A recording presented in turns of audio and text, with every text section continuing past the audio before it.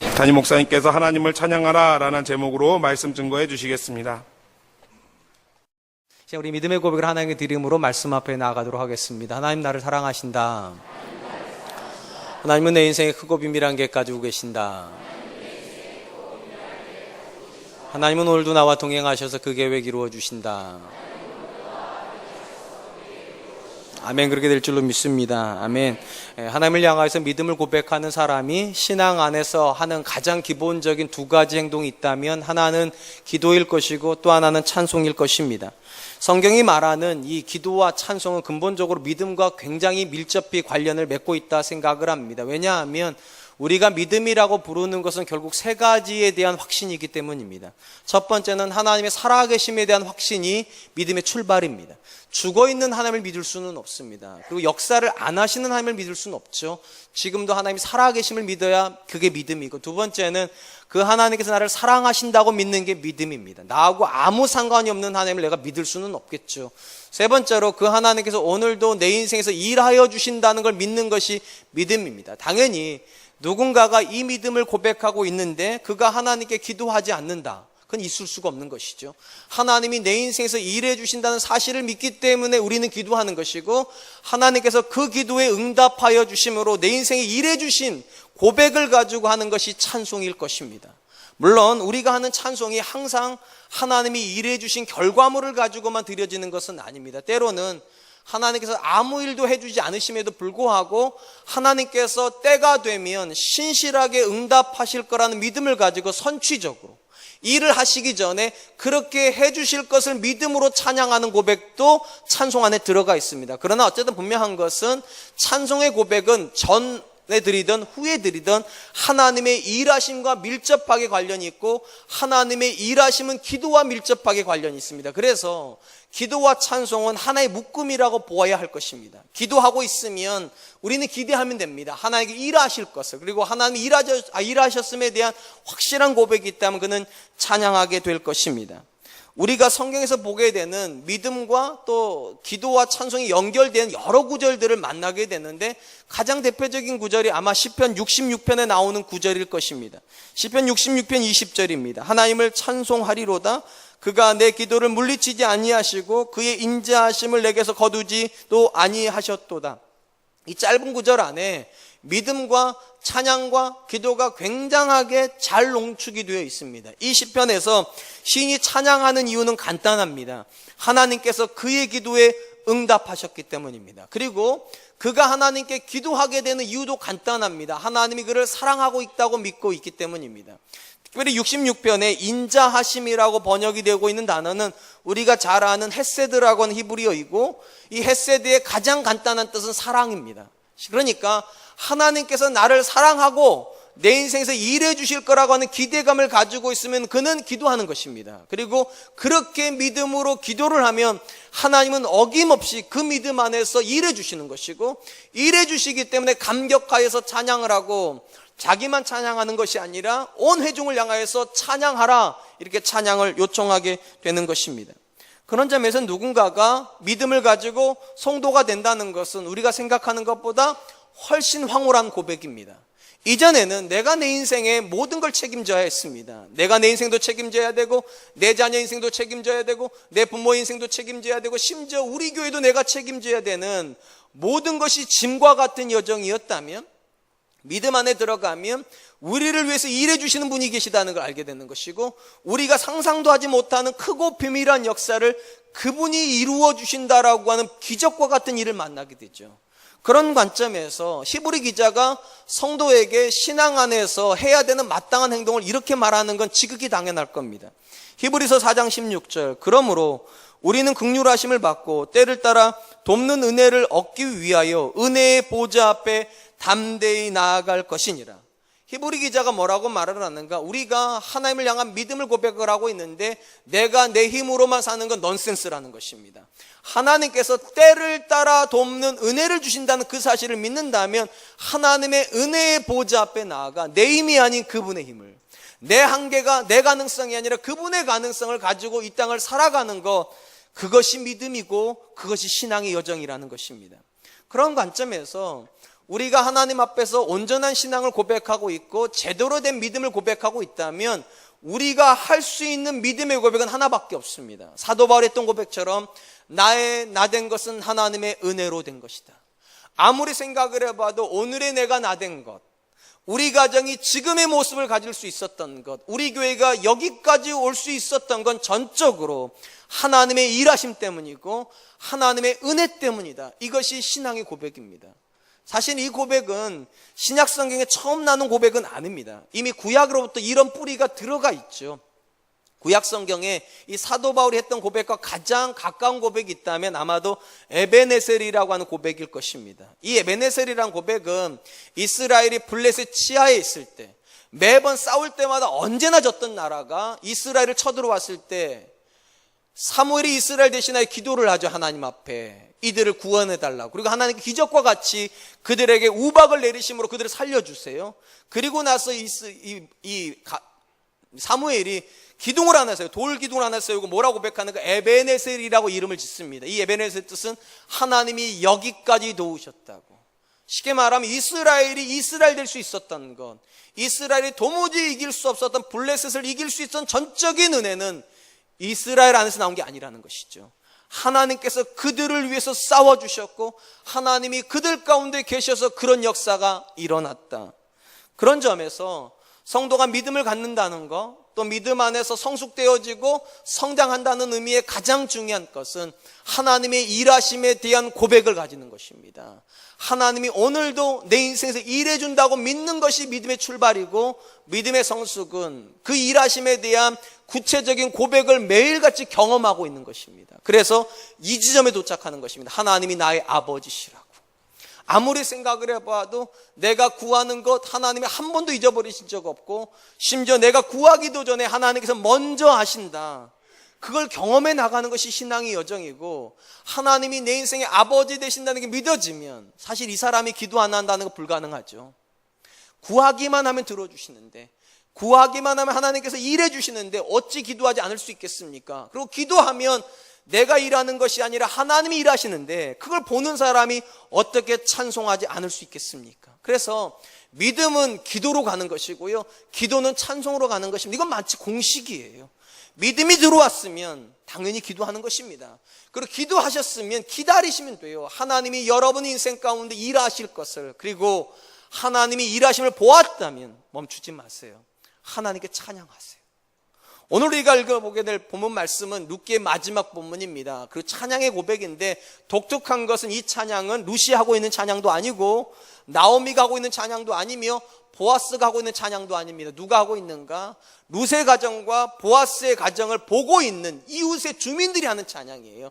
그들의 인생을 보면서, 그들의 가정의 역사를 보면서 하나님이 하셨다고, 하나님이 저들 가운데 계시다고 고백하는 게 오늘 본문의 굉장히 독특한 찬양입니다.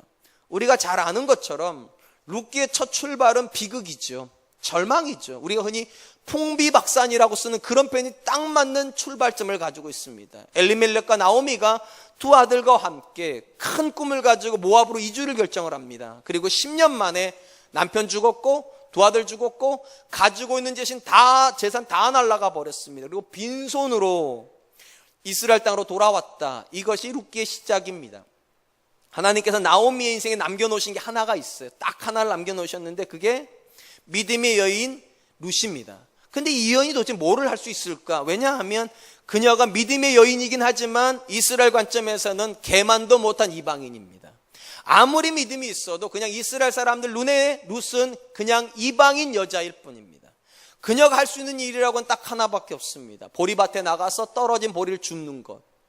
여러분, 도대체 이게 얼마나 대단한 일일까요? 하루 종일 보리를 줍는다고 얼마나 줄 수 있을까요? 한 1kg를 줄 수 있을까요?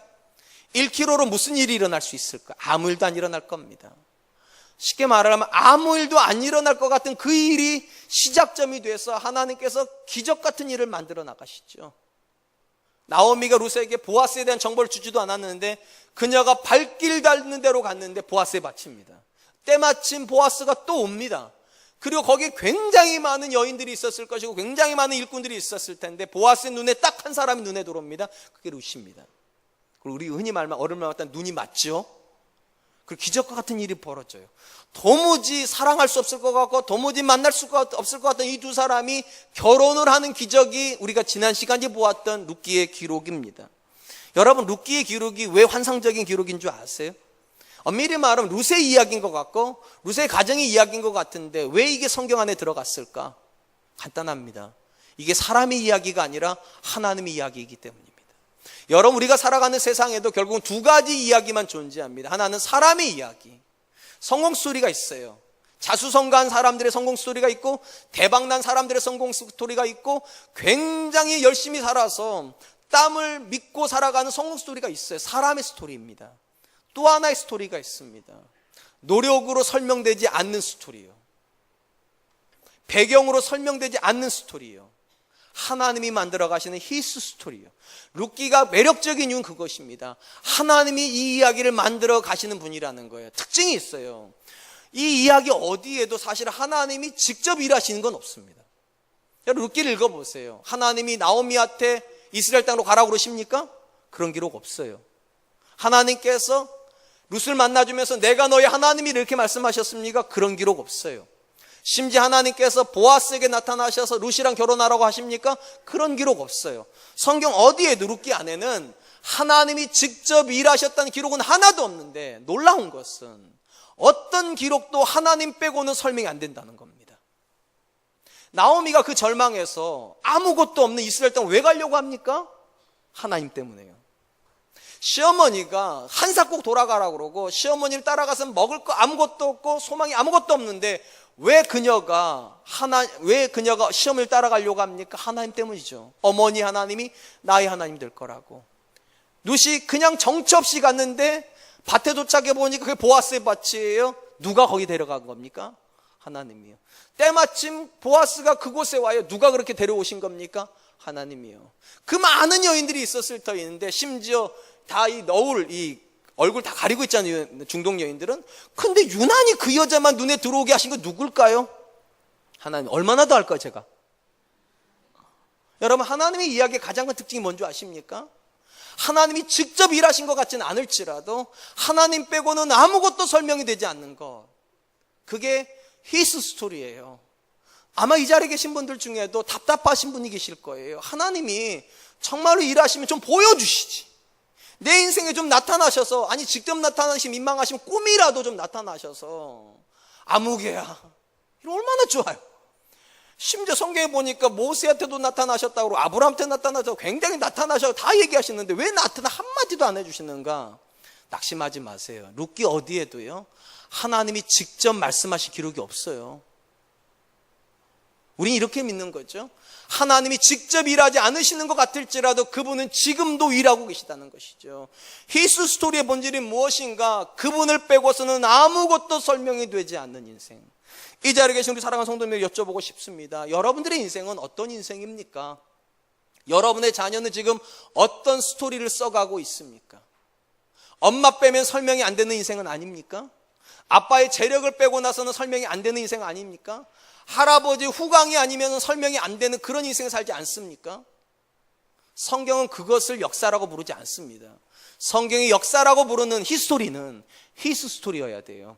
하나님 빼고서는 아무것도 설명이 안 돼야 돼요. 내 자녀가 내 자녀 될 수 있는 거, 우리 가정이 우리 가정 될 수 있는 거, 우리 교회가 우리 교회 될 수 있는 거, 내 인생이 지금의 이 모습이 될 수 있는 것이 하나님 빼고 어떻게 설명이 되겠는가? 그래서 룻기가 보석과 같은 책인 거예요. 저는 이 자리에 앉은 우리 사랑하는 성도님들에게도 열망이 있었으면 좋겠어요. 내 이야기가 아니라 my story가 아니라 our story가 아니라 his story. 하나님께서 만들어 가시는 그런 역사를 세상 가운데 한번 보여주리라. 내 자녀에게 엄마 아빠의 스토리가 아니라 하나님의 이야기를 전수하리라. 룻기가 그래서 멋있는 책이죠. 제가 여기서 정말로 주목하고 싶은 건 이것입니다. 여러분, 하나님께서 그 스토리를 어떻게 무엇을 근거로 해서 쓰셨냐는 것입니다. 우리는 종종 이렇게 생각을 하죠. 내 자녀가 실력이 부족해서, 배경이 부족하고 스펙이 부족해서, 또는 우리 가정이 물질적으로 넉넉하지 못해서 하나님께서 그분의 뜻을 마음껏 펼치지 못하신다고. 만약에 내 자녀가 조금 더 많은 가능성을 가지고 있고 조금 더 높은 가능성을 가지고 있으면 하나님이 더 많은 일을 하지 않으실까? 착각입니다. 여러분, 제가 앞에서 이렇게 말씀드렸어요. 하나님께서 나오미에게 남겨놓으신 유일한 가능성은 룻이라고 하는 가능성이고, 룻이 할 수 있는 유일한 일은 보리 줍는 일밖에 없었어요. 보리 1kg를 줍는다고 쳐요. 1kg를 줘서 언제 집 살 거예요? 보리 1kg를 줘서 언제 가문을 이렇게 세울 거예요? 보리 1kg를 줘서 언제 결혼할 거예요? 사실은 아무것도 안 일어나는 일입니다. 그것 주워와가지고 그날 한 끼 때우면 끝나는 그런 거예요. 절망이에요. 아무 일도 일어나지 않을 것 같은 그 절망의 자리에서 하나님은 기적을 만들어내십니다. 오늘 제가 여러분들에게 가장 많이 쓸 단어가 기적이라고 하는 단어예요. 여러분, 룻의 인생에서 도대체 무엇이 소망이었습니까? 도대체 무엇을 가지고 인생의 꿈을 꿀 수가 있었겠습니까? 아무것도 없었습니다. 근데 하나님이 그녀의 인생에 기적을 만드는데 부족한 게 하나도 없었어요. 왜냐하면 하나님은 우리의 가능성을 일하시는 분이 아니기 때문입니다. 하나님은 언제나 우리가 고백하는 믿음으로 역사를 하세요.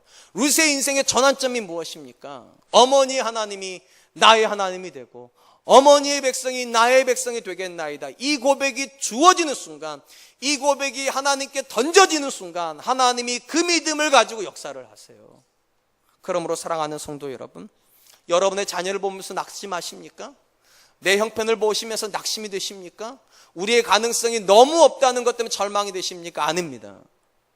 룻에게 있는 유일한 가능성은 보리 줍는 일밖에 없었는데 그 일이 가문을 일으키는 역사를 일으키고요, 그 일이 이스라엘 역사를 바꾸는 역사를 만들어내요. 왜냐하면 이 사람에서부터 오벳이 태어나고 오벳에게서 다윗이 태어나고 다윗에게서 예수님이 태어나요. 어디서 출발점이 왔습니까?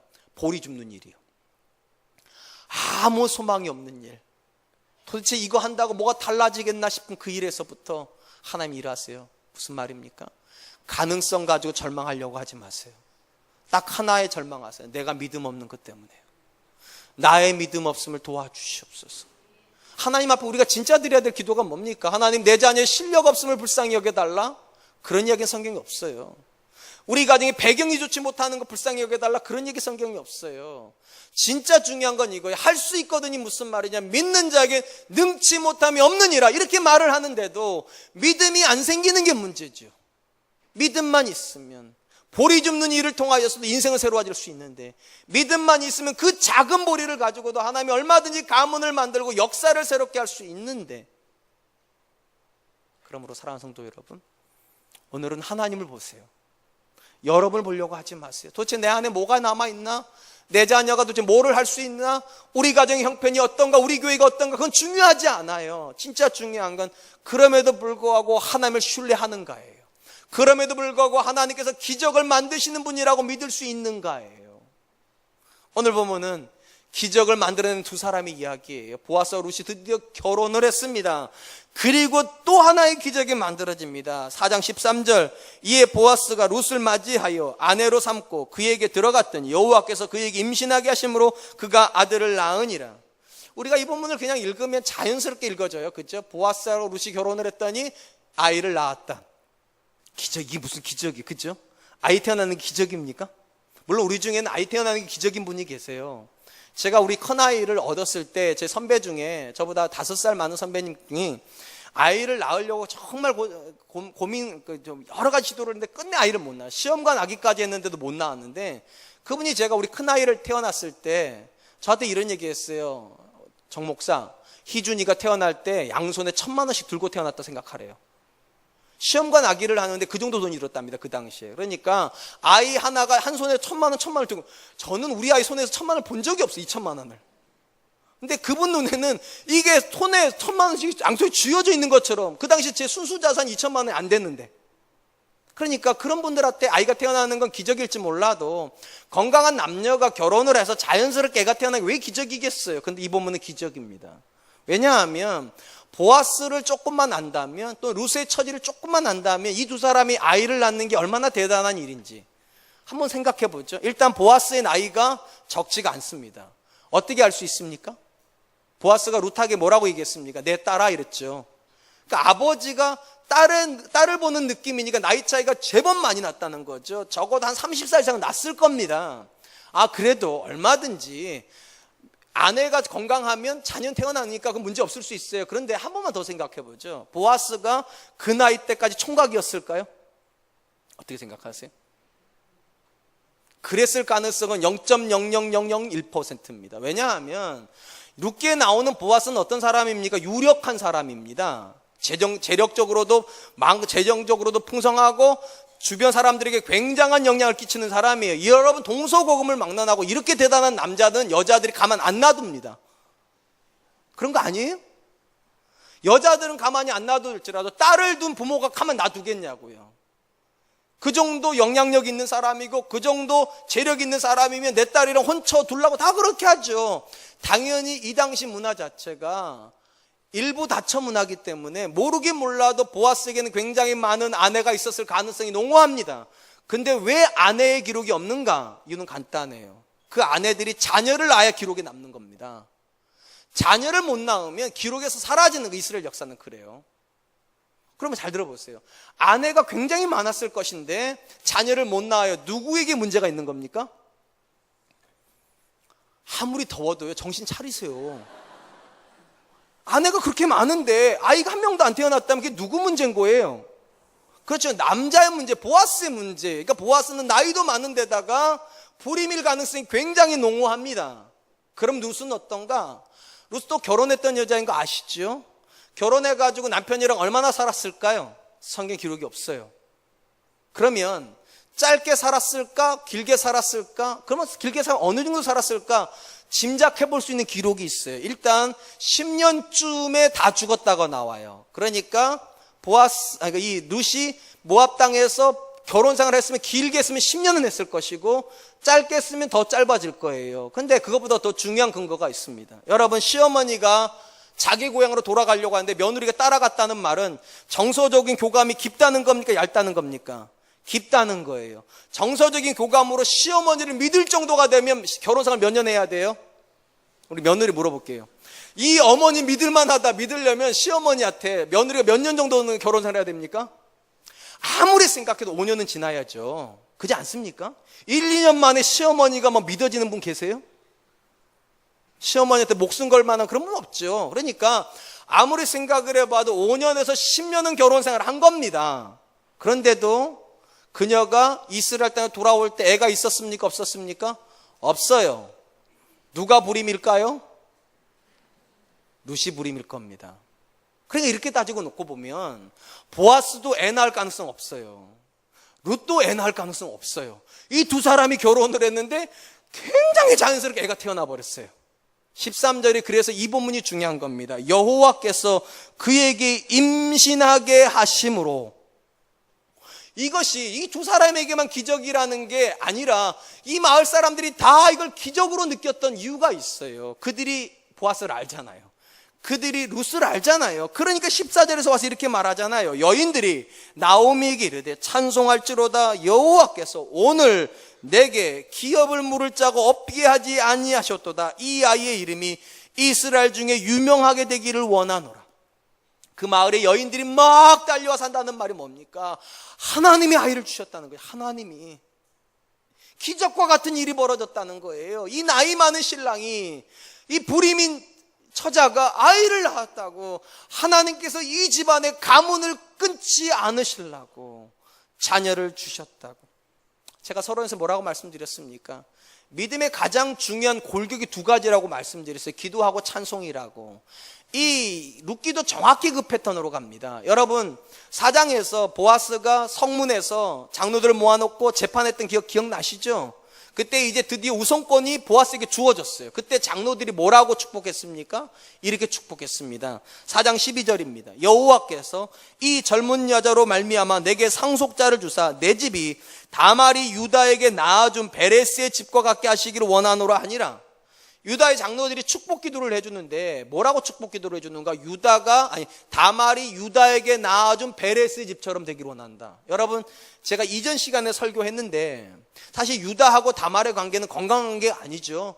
시아버지와 며느리의 관계니까. 그러니까 시아버지와 며느리가 애를 낳았다는 건 도덕적으로는 불가능하지만 그걸 도덕적으로 평가하면 안 돼요.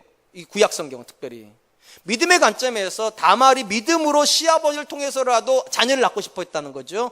놀라운 것은 시아버지 유다는 굉장히 나이가 많고 며느리 다말도 나이가 많아요. 이 두 사람이 만나가지고 결혼까지는 아니지만 어쨌든 간에 자녀를 낳았다는 거예요. 유대 장로들 입장에 이건 기적이라는 거예요. 근데 이 기적이 지금 이 보아스하고 룻에게도 필요하다는 거예요. 왜냐? 보아스는 나이 많고 룻은 불임일 가능성이 크니까. 그러니까 하나님께서 유다하고 다말 안에서 기적을 행해 주셨던 것처럼 너하고 이 룻 사이에서도 기적을 행해 주기를 원한다고 축복 기도를 했는데, 놀랍게도 하나님이 그 기도 그대로 역사를 하셔서 이 두 사람 애를 낳습니다. 그 다음은 뭐예요? 잘 보세요. 믿음으로 기도를 하면 세 번째는 찬송이죠. 그래서 찬송이 나오는 거잖아요. 온 마을이 와서 하나님이 그들이 축복한 그대로 역사하셔서 자녀를 주자 그들이 와서 기뻐하면서 하나님을 찬송하는 겁니다. 사랑하는 성도 여러분, 이제 중요한 질문을 하나 하고 싶습니다. 여러분들은 기적을 믿으십니까? 말이 죽어가죠. 이 시대 크리스찬들의 가장 큰 불행이 뭔지 아십니까? 기적을 안 믿는다는 것입니다. 기적을 안 믿어요. 근데 이게 참 놀라운 것이에요. 여러분, 우리 성경에서 하나님이 기적을 빼면 설명될 수 있는 게 하나도 없다는 거 아세요? 성경은 기적의 책이에요. 하나님이 천지를 말씀으로 창조하셨다. 이거 기적이죠. 말씀만 하면 나오는데 이게 기적 아닙니까? 100세의 아브라함이 이삭을 낳았다. 여러분 막 낳으시나 봐요, 100세에도. 그거 불가능하단 말이죠. 그 기적이죠. 400년 포로 생활하고 있던 이스라엘이 출애굽을 한다? 이거 기적입니다. 출애굽을 한 거가 좋아요. 광야에서 40년 동안 하늘에서 양식이 내린다? 여러분 그거 믿으세요? 안 믿으세요? 믿죠? 네, 믿어요. 기적이에요. 홍해가 갈라져요? 기적이에요. 요단강이 갈라져요? 기적이에요. 여리고성이 무너져요? 기적이. 도대체 얼마나 더 할까 제가요? 성경에서 기적을 빼고 설명될 수 있는 게 아무것도 없어요. 근데 더 놀라운 것은요, 그 기적을 일으키셨던 하나님이나 우리가 믿는 하나님이 똑같은 하나님이에요. 더 놀라운 기적을 말씀드릴까요? 그런데 기적을 안 믿는 게 더 기적이에요. 여러분, 성경에서 말하고 있는 하나님은 기적을 만드시는 분이고 성경의 모든 내용은 다 기적의 내용인데 왜 우리는 기적을 안 믿습니까? 그게 우리의 불행이에요. 우리 안에서 신앙 자체가 뭔가를 새롭게 만드는 능력이 된다는 거, 믿음이 역사하는 역사가 있다는 걸 그걸 안 믿는 게, 안 믿으니까 뭐를 안 합니까? 기도를 안 하는 거예요. 오늘 본문에서 나이든 신랑과 또 불임일 가능성이 처자가 결혼을 하는데 유대 장로들이 기도를 해준단 말이죠. 유다가 다말을 통해서 베레스를 낳은 것처럼 너희 집에서도 그렇게 되기를 원한다. 쉽게 말하면 그들이 됐다면 너도 될 거라고. 믿음이 무엇입니까? 그들의 이야기가 아니라 내 이야기여야 믿음이에요. 그들의 이야기는 역사예요. 과거에 그랬었었다더라. 그건 믿음 아니에요. 여러분, 성경책이 절대로 역사책 아닌 이유가 무엇입니까? 성경의 역사가 지금 현재형이기 때문이에요. 사랑하는 성도 여러분, 그러므로 기적과 같은 일이 일어나지 않는다고 믿는 것 자체가 잘못된 거예요.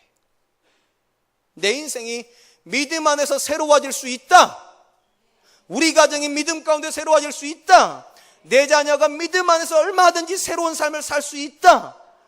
이걸 믿어야 그래 신앙이 되는 거예요. 이게 믿어져야 기도가 뜨거워지는 것이고 이게 믿어져야 기적을 체험하는 거예요. 최근에 제 아내하고 이런저런 이야기를 하다가 참 감사한 건 제가 사랑과 은혜교회 와가지고 정말 부부관계가 좋아졌어요.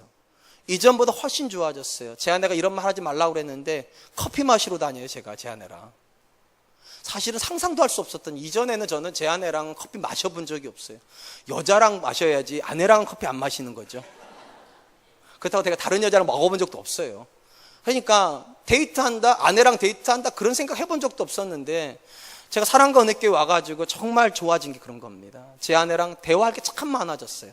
신앙에 대한 대화, 그리고 아이들에 대한 대화, 교회에 대한 대화를 하다 보니까 같이 많은 시간을 보내게 돼요. 그러다가 지난달에 제 아내가 불현듯 갑자기 13년쯤 된 이야기를 합니다. 제가 30대 중반, 초중반 때, 그러니까 33, 둘 어간쯤에 제가 기도를 제목을 정해놓고 기도한 게 있었습니다. A4 종지로 2장을 적었는데, 하나는 이런 가정 되게 해주십시오. 한 40개 정도의 기도 제목을 적어놓고, 또 하나는 이런 교회 되게 해주십시오. 이런 교회 섬기게, 이런 제목으로 40개 정도를 적었어요.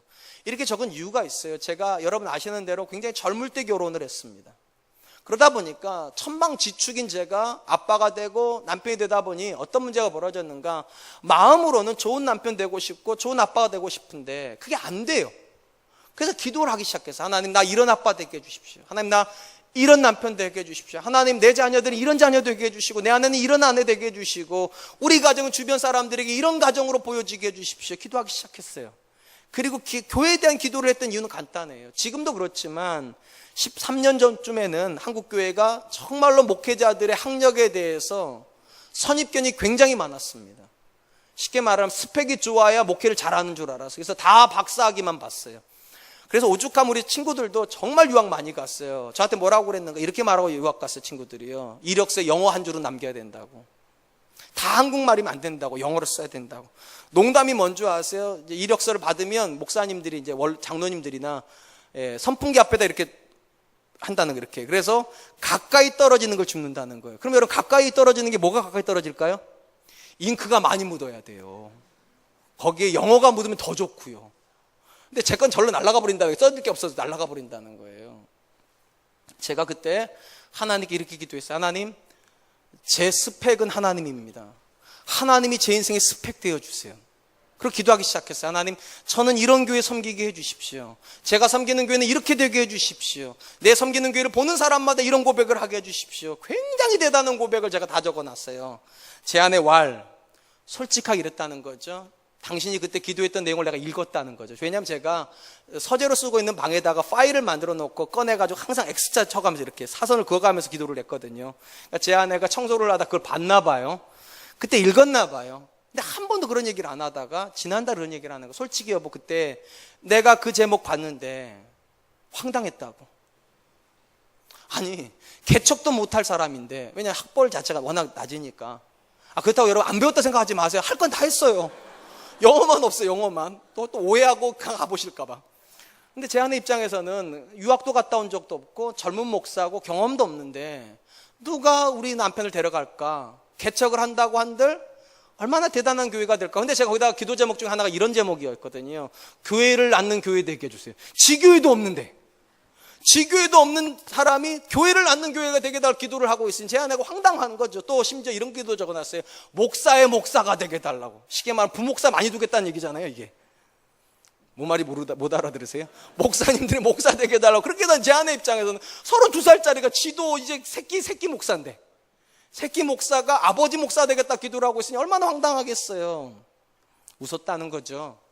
근데 제 아내가 마지막 이렇게 말해요. 근데 여보, 13년 정도 지나고 나니까 하나도 하나님께서 틀리지 않고 다 해주신 것 같다는 거예요. 그 황당했던 이야기가 어쩜 이렇게 기적과 같이 다 이루어졌는지. 지난주 우리 큰아이가요, 제가 태우고 이제 학원에 데려다 주는데 저한테 이렇게 말을 해요. 아빠, 왜 아빠가 우리 교회 왔어? 그렇게 물어봐요. 그래서 제가 물어봐서 왜? 그랬더니, 아니 우리 교회가 정말 크잖아. 남서른회교 출신 목사님들 중에 우리 교회보다 큰 교회 간 목사님 없잖아. 그치? 근데 왜 아빠가 왔어? 물어봐요.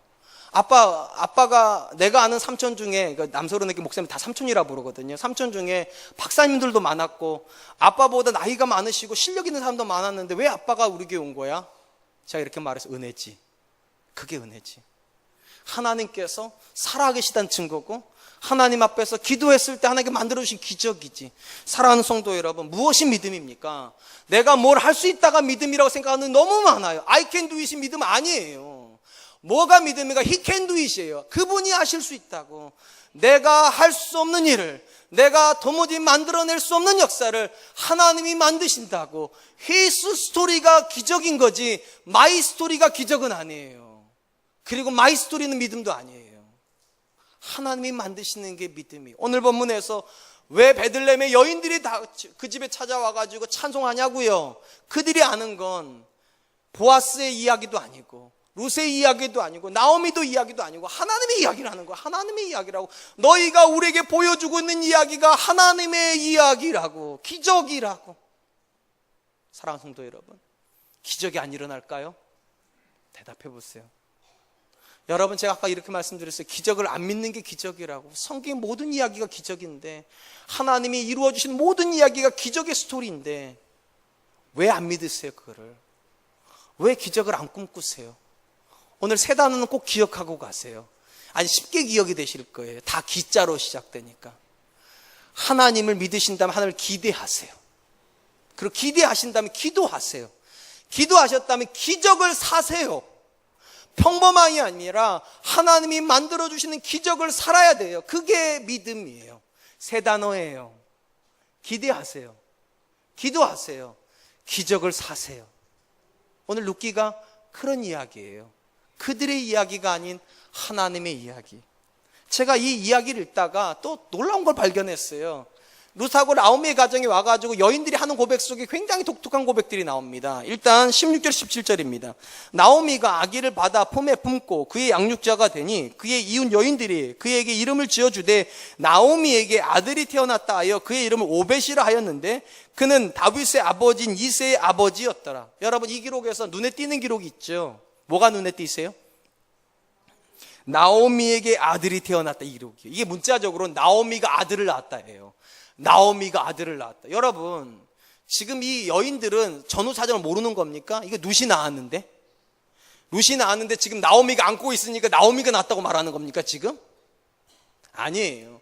전후 사정을 몰라서 이렇게 말하는 게 아니라 전후 사정을 정확히 알고 있기 때문에 이렇게 말을 하는 거예요. 무슨 말인가? 애를 낳은 건 룻이지요. 그런데 그 애가 태어날 수 있는 출발점이 누구였다는 겁니까? 나오미였다는 거예요. 나오미가 없었는데 어떻게 룻이 이스라엘 땅에 왔겠냐는 거예요. 나오미가 없었는데 어떻게 룻이 보아스를 만났겠냐는 거예요. 쉽게 말하면 나오미의 믿음이 이 기적의 출발점이었다는 거예요. 누가 봐도 절망해야 되잖아요. 다 잃었는데, 남편 잃고 두 아이 잃고 재산을 다 잃었는데 절망하고 확 죽어버려야죠. 그죠? 연탄불 피우고 죽어야죠. 목매달고 죽어야죠. 그죠? 인생에 미련 없다고 죽어야죠. 근데 그 여인이 하나님이라고 하는 기적을 꿈꾼단 말이죠. 그게 믿음이에요. 그 믿음에서부터 누가 태어났냐? 오벳이 태어났다는 거예요. 그러니까 이스라엘 여인들이 이렇게 말하는 거예요. 이는 나오미가 낳은 거라고. 나오미의 믿음이 만들어낸 결과물이라고. 왜냐? 나오미의 믿음에서 어떤 믿음이 나왔어요? 어머니의 하나님이 내 하나님이 되고 어머니의 백성이 내 백성이 되겠다라고 하는 룻의 믿음이 나왔고, 그 믿음에서 보아스를 만났고, 그 믿음에 하나님이 결실을 주신 것이 오벳이라고 하는 자녀이죠. 그러니까 여인들이 이렇게 말하는 거예요. 애를 낳는 이는 룻일지라도 그 아이가 태어날 수 있는 출발점은 나오미라고. 저는 이 이야기를 읽는 게 참 가슴이 뛰어요. 이런 거예요. 여러분들이 지금 아무것도 못한다고 생각하실 수도 있어요. 왜냐? 내 자녀가 공부하는 거잖아요. 그죠? 우리 자녀들이 취업하는 것이고, 우리 자녀들이 결혼하는 것이고, 우리 자녀들이 사회생활 하는 거, 도대체 나는 뭘 할 수 있는가? 이 본문이 답을 줘요. 여러분의 믿음이 여러분의 자녀 인생을 결정할 수 있습니다. 여러분의 믿음이 여러분의 자녀에게 선한 영향을 끼치면 그 자녀 인생이 얼마든지 바꿔질 수 있다는 거예요. 그 자녀가 한 성공이지만 그 부모를 빼놓고 설명할 수 없는 인생, 그 자녀가 하고 있는 엄청난 일일지라도 그 부모의 기도를 빼놓고서는 설명이 안 되는 인생. 여러분, 우리 주변에서 혹시 여러분의 가정을 보면서 이런 사람들이 있습니까? 그 자녀의 성공은 엄마의 기도를 빼놓고 어떻게 설명하겠어? 그 엄마가 그렇게 기도했으니까, 그 아버지가 그 믿음으로 그 자녀를 그렇게 키우더니만 결국 하나님께서 저런 역사를 만들어내신다고. 여러분, 어떤 부모가 되고 싶으십니까? 여러분 자녀가 여러분들 이렇게 말하는 꿈을 한번 꿔보신 적 있습니까? 엄마, 나는 내 인생의 가장 큰 선물이 엄마인 것 같아. 나를 위해서 기도해주는 엄마가 없이 내가 어떻게 여기까지 왔겠어? 아빠, 나는 내 인생의 가장 큰 선물이 아빠의 믿음인 것 같아. 아빠가 세상적인 기준이 아니라 믿음의 기준으로 나를 축복해주고 믿음의 기준으로 나를 격려해줘서 내가 여기까지 온 거지, 내 실력으로 여기까지 온 거 아니잖아. 저는 지금도 아마 평생 바뀌지 않을 것 같습니다. 제 인생에 가장 존경하는 사람은 저희 엄마입니다. 제 인생을 설명할 때 우리 어머니의 기도를 빼놓을 수가 없어요. 우리 어머니 헌신을 빼놓을 수가 없어요. 지금도 저희 어머니가 40일 특별 작정 기도를 하고 있습니다. 쉽게 말하면 올라이트 기도를 하고 계세요. 저는 태어나서 한 번도 올라이트 기도를 해본 적이 없어요. 심지어 저희 어머니는 금식도 자주 하세요. 왜 하는 줄 아세요? 저한테 이렇게 말해요. 엄마가 기도할 테니까 너는 밥 먹고 설교해. 엄마가 올라이트 할 때니까 너는 푹 자고 설교해. 나는 아들 목사가 해준 설교 듣는 게 내 인생에서 가장 큰 선물이야. 그러니까 제가 너무 감동스러워요. 집에서 편하게 주무실 수 있는 나이인데, 사실 주무셔야 될 나이거든요. 더 좋은 거 드셔야 될 나이인데, 사실은 체력은 내가 더 좋죠. 사실은 올라이트를 해도 제가 해야 될 것 같고, 기도를 해도 내가 더 많이 해야 될 것 같은데, 우리 어머니의 기도가 저를 만들었어요. 전 이거 부정하지 않아요. 그리고 전 똑같이 믿어요. 제가 하는 기도, 제 아내가 하는 기도가 우리 아이를 만들 거라는 것을. 여러분, 분명히 루시의 애를 낳았어요. 근데 온 이스라엘에 뭐라고 말한다고요? 이는 나오미가 낳은 아들이라고. 사랑하는 성도 여러분, 여러분의 가정 인생을 무엇으로 설명하겠습니까? 여러분의 자녀의 성공을 무엇으로 설명하고 싶으십니까? 여러분의 자녀 인생 자체를 무엇으로 설명하고 싶으십니까? 이는 누구의 인생이라 말하고 싶으십니까? 전 여러분의 인생이라 말하고 싶어요. 여러분의 기도가 그 자녀의 인생의 전부가 되게 하십시오. 여러분의 믿음이 여러분의 자녀의 인생을 설명하는 근거가 되게 하십시오. 그게 오늘 본문에서 주는 가장 큰 강력한 도전이에요. 그리고 이런 기대가 있다면 기도하세요. 내가 기도하면 하나님이 일해 주실 거예요. 내가 기도하면 하나님이 내 자녀의 인생에서 일해 주실 것이고, 어느 시점이 되면 반드시 그 자녀가 이렇게 고백할 거예요. 엄마의 기도가 있어서, 아빠의 믿음이 있어서 내가 여기까지 왔다고. 마지막으로 이 본문에서 가장 눈에 띄는 건 이 오벳이라고 하는 아이의 이름을 누가 지었냐입니다. 여러분, 전통적으로 유대인들은 이름을 누가 짓습니까? 부모가 짓거나 아니면 하나님이 짓습니다.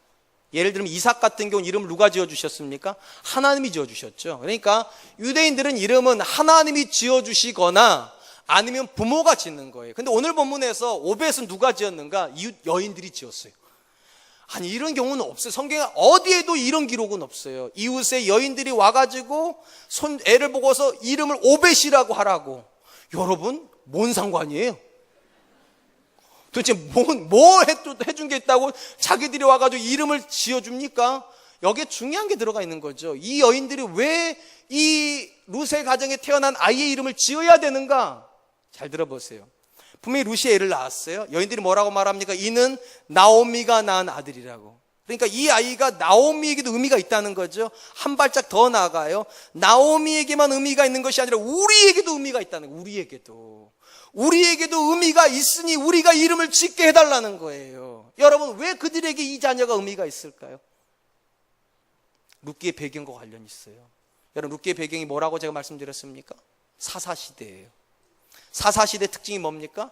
각기 그 소견에 옳은 대로 살았더라. 하나님 없이 자기 마음대로 살았던 시대예요. 그런데 그렇게 마음대로 살았는데 어느 날 어떤 일을 만나게 되는가? 그 나라에 나오미가 찾아와요. 그리고 믿음으로 한 여인을 데리고 와서 이방 여인이에요. 도대체 그 가정이 될 것 같지가 않아요. 보리 줍는 거 외에는 할 것도 없는데, 할 수도 있는 거 아무것도 없는데, 놀라운 것은 점점 그 가정에서 뭔가 일이 되는 것 같더니만 만날 수 없을 것 같은 보아스와 룻이 만나고, 절대 결혼할 것 같지 않은 이 두 사람이 결혼을 하고, 절대 애를 못 낳을 줄 알았는데 이 애가 태어나요. 하나님이 없다고 생각했던 시절의 사람들인데, 하나님이 계셔도 기적은 안 믿었던 시대의 사람들인데, 아니 기적은 일어나더라도 그건 과거형이라 생각했던 사람들인데, 그들의 눈앞에서 지금 현쟁을 보는 거예요. 하나님의 살아계심을, 하나님이 일하여 주심을, 하나님이 지금도 그 자녀의 인생에서 기적을 만들어 주신 걸 보는 거죠. 그러니까 이렇게 말하는 거죠. 이 자녀는 우리에게도 의미가 있다고. 잃어버렸던 신앙을 깨워줬다고. 놓치고 있었던, 간과하고 있었던 하나님을 향한 믿음을 다시 붙잡게 해줬다고. 그러니까 오벳이라고 짓자고. 이 오벳이라는 이름의 뜻이 무엇인가? 섬기는 자란 뜻입니다. 단순히 말하면 종이란 뜻이에요. 그럼 왜 이름을 이렇게 지었는가? 15절에서요, 여인들이 뭐라고 말했는가? 이는 노년의 봉양자라고 그랬거든요. 이 봉양자라고 하는 말이 오벳이라는 뜻 똑같다 보시면 돼요. 쉽게 말하면 하나님께서 나오미의 믿음 가운데서 자녀를 주셨고, 이 자녀를 통하여서 나오미를 섬기게 하실 거라고. 기적을 이름에다 넣어놓은 거예요. 하나님이 이 자녀를 주셨고, 이 자녀가 믿음 그대로 나오미를 섬기게 될 거라고. 사랑하는 성도 여러분, 한 번만 생각해 보죠. 베들레헴의 여인들이 원래 착한 여인들이었기 때문에 이렇게 와가지고 막 찬양하는 거죠. 착한 여인들이니까 막 우리에게도 의미가 있다고 이 이름을 오벳이라고 짓자고 막 그렇게 축복하는 거죠. 아니에요. 여러분 룻기 1장 맨 끝에 쪽에 가보면 나오미가 빈손으로 왔다고 그렇게 나오죠. 그때 이스라엘 여인 중에 한 여인이라도 자기 집으로 데려간 여인이 있었습니까? 한 여인이라도 먹을 거 갖다 준 사람이 있었습니까? 한 사람이라도 내일 우리 집으로 오라고 그런 말 한 사람이 있었어요? 아무도 없었어요. 그냥 와가지고 슬퍼만 해줬죠. 딱하다고. 그리고 다 집으로 가버렸어요. 왜요? 각각 그 속에는 옳은 대로 사는 시대니까요. 자기밖에 모르던 시대거든요. 자기 인생은 자기가 책임지는 거라고 그러던 시절이에요. 그런데 이렇게 냉혹했던 사람들이 지금 보아스의 가정에 다 모여 있습니다. 왜 모여 있는 겁니까? 하루아침에 부자가 됐기 때문입니까? 아니에요. 기적을 봤기 때문이에요. 그들의 인생에서는 전혀 보지 못했던 하나님의 역사를 봤기 때문이에요. 그들의 삶에서는 전혀 꿈꿔본 적도 없는 하나님의 현재성을 만났기 때문이죠. 그러니까 그들이 오는 거예요. 아주 이렇게 말하는 거 축복해 주는 거예요. 이를 오벳이라 하자고. 사랑하는 성도 여러분, 여러분 안에는 이런 소원이 있습니까? 하나님, 내 가정을 보면서 사람들마다 이렇게 고백하게 해주십시오. 저 가정에 하나님 살아계시다고. 저 자녀 인생을 보면서 하나님 사람들마다 고백하게 해주십시오. 하나님이 저의 인생을 만들어 가신다고. 여러분 아시는지 모르겠지만 저희 아이가 고3이에요. 제가 꿈이 뭔지 아십니까? 사람들이 그런 얘기를 하더라고요. 고3 때는 성적이 안 오른다고. 누가 그래요? 누가 그래요? 저는 그렇게 생각하지 않아요. 성적이 안 오르는 게 아니죠. 성적이 오르기를 꿈꾸지 않는 거죠. 저는 하나님 앞에 늘 꿈꿔요. 하나님, 제 자녀가 기적을 만드는 사람 되게 해달라고. 사람들이 아는 상식적인 수준을 뛰어넘는 기적을 사는 사람 되게 해주세요. 왜냐하면 제가 그런 삶을 살아봤기 때문에요. 그리고 기적이 기도 속에서 얼마든지 이루어진다는 거, 상상도 할 수 없는 일들이 벌어진다는 거. 왜 룻기 이야기가 이 복음, 이 성경 안에 들어가 있냐고요. 기적의 이야기니까요. 하나님이 만드시는 기적의 이야기니까요. 그러므로 사랑하는 성도 여러분, 꿈꾸지 않는 건 죄 짓는 거예요. 하나님을 기대하지 않는 건 죄예요. 그러므로 기대하세요. 기도하세요. 기적을 사세요. 이번 한 주간 전 여러분들 안에서 이 세 단어가 계속 맴돌았으면 좋겠어요. 내가 하나님을 기대하고 있는가? 내가 기도하고 있는가? 그리고 하나님 주시는 기적을 살려고 하는 의지가 있는가? 전 저와 여러분들 안에 그 고백이 있었으면 좋겠습니다. 이제 말씀을 맺겠습니다. 룻기의 시작은 절망이었습니다. 모든 것이 떠났고 모든 것이 깨져버렸습니다. 그런데 놀라운 것은 룻기의 끝에 와보니까 찬송입니다. 절망에서 찬송으로 갈 수 있었던 가장 중요한 고백이 뭐냐? 어머니의 하나님이 나의 하나님이 되고, 믿음입니다. 믿음이 절망을 찬양으로 바꿔놓았어요. 어떤 믿음이요? 살아계시다는 하나님의, 하나님이 살아계시고 그 하나님이 오늘도 나를 사랑하시고 그 하나님이 오늘도 나를 위해서 일해 주신다는 이 믿음만 우리 안에 있다면 지금도 똑같은 일은 벌어집니다. 왜냐? 똑같은 하나님이니까. 그러므로 절망하지 마세요. 여러분의 가능성을 가지고 하나님 일하시지 않으시기 때문에 여러분의 가능성 때문에 낙심하지 마세요. 하나님의 가능성이 있어요. 할 수 있거든요. 무슨 말이냐? 믿는 자에겐 능치 못함이 없느니라.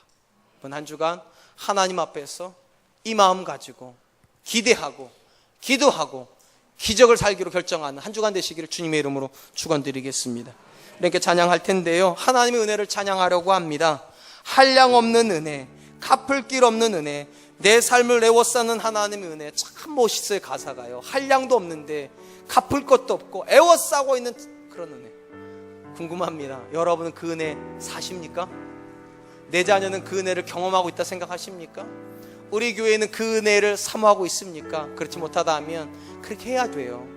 기적을 꿈꾸지 않는 게 기적이에요. 사실은 찬양하면서 하나님, 제가 하나님의 은혜 안으로 들어가기를 원합니다. 하나님 주시는 기적을 꿈꾸면서 살게 하여 주십시오. 우리 함께 찬양하도록 하겠습니다.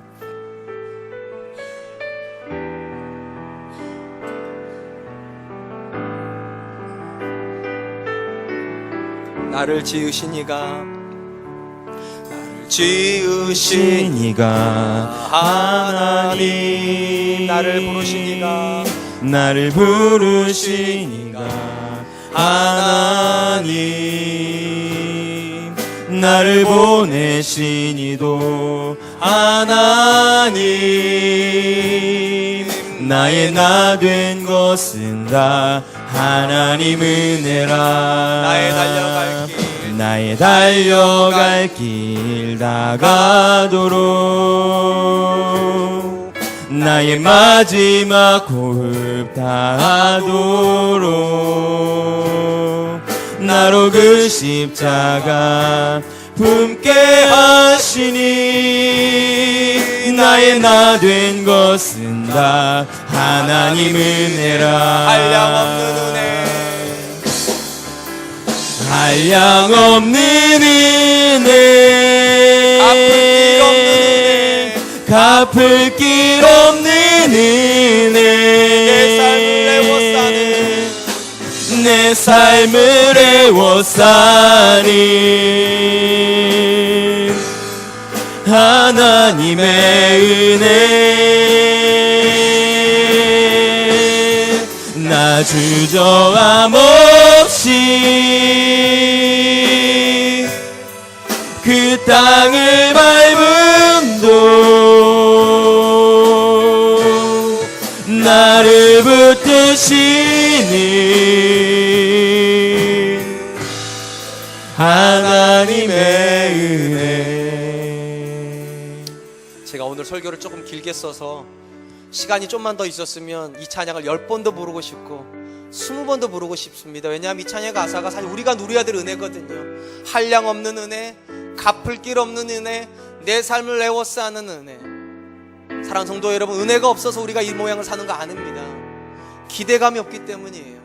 지금도 하나님께서 내 인생에 일하신다는 기대감이 없기 때문에, 그리고 그 기대감을 붙잡고 기도하지 않기 때문에, 그리고 내 인생에서 기적이 일어날 걸 믿고 지금 기적을 살지 않기 때문에 은혜에 대한 고백은 있지만 은혜에 대한 감격은 없는 거죠. 하나님께 기도했으면 좋겠습니다. 하나님, 오늘 주신 말씀처럼 기적을 꿈꾸게 하여 주십시오. 믿음이 기적을 만들고 하나님이 지금도 그 기적을 만들기 위해서 내 삶에서 일하고 계시고, 우리가 얼마든지 우리 삶을 통해서 세상 가운데 마이 스토리가 아니라 아워 스토리가 아니라 히스 스토리를, 그분의 이야기를 말할 수 있게 하여 주십시오. 우리 가정을 아는 이들마다 우리 가정에 살아계신 하나님을 알게 하여 주시고 우리 하나님을 찬양할 수 있도록 하나님 내 믿음을 연단시켜 주십시오. 우리 한번 같이 기도하도록 하겠습니다. 기도하겠습니다. 사랑이 많으신 하나님 감사합니다. 오늘도 귀한 시간 주시고 하나님 말씀 앞에서 죽어있는 이야기가 아니라 살아있는 이야기를 듣게 하여 주시니 감사합니다. 내가 만들어가는 이야기가 아니라 우리가 만들어가는 이야기가 아니라 하나님이 믿음 가운데 만들어가는 하나님의 이야기가 있음을 오늘 듣게 하여 주셨사오니 하나님 우리 안에 하늘을 향한 기대감이 있게 하여 주시옵소서. 그 기대감을 가지고 하나님의 보좌 앞에 나와 간절히 기도하게 하여 주시고 오늘도 하나님께서 내 삶에서 일하실 것을 믿고 기적을 사는 사람 되게 하여 주시옵소서. 내 안에 있는 가능성 때문에, 내 자녀의 작은 가능성 때문에 낙심하지 말게 하여 주시고 오늘도 내게 능력 주시면서 할 수 있다고 말씀하시며, 할 수 있는 능력이 무슨 말이냐, 믿는 자에게 능치 못함이 없다고 하신 그 말씀 앞에 다시 한번 서게 하여 주시고 하나님을 찬양하게 하여 주시고 하나님 앞에 기적을 꿈꾸는 인생을 할 수 있도록 우리 하나님 축복합니다.